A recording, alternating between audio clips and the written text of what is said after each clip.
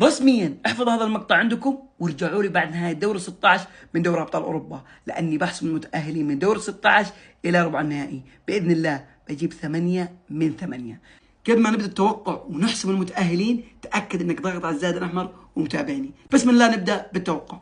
باريس سان جيرمان ضد ليفربول، مواجهة صعبة. باريس سان جيرمان متحسن آخر فترة وقاعد يسجل أهداف غزيرة، وليفربول متصدر الدوري الإنجليزي ويعتبر هو الافضل في العالم تقريبا حاليا. فعلى طول وبكل سهوله بقول ليفربول الى ربع نهائي دوري ابطال اوروبا.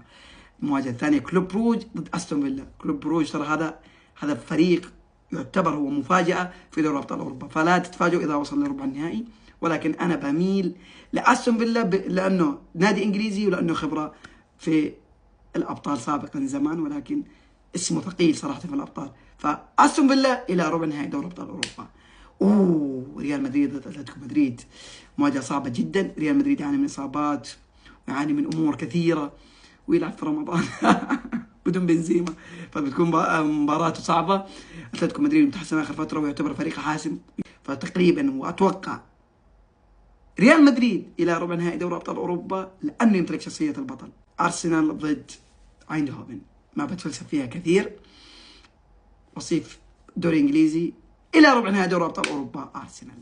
برشلونه ضد بنفيكا، لا يغركم ترى بنفيكا فريق مو سهل، فريق عنيد، فريق صعب، ولكن برشلونه رايح لليفل بعيد بعيد جدا هذا الموسم. فبرشلونه الى ربع نهائي دوري ابطال اوروبا.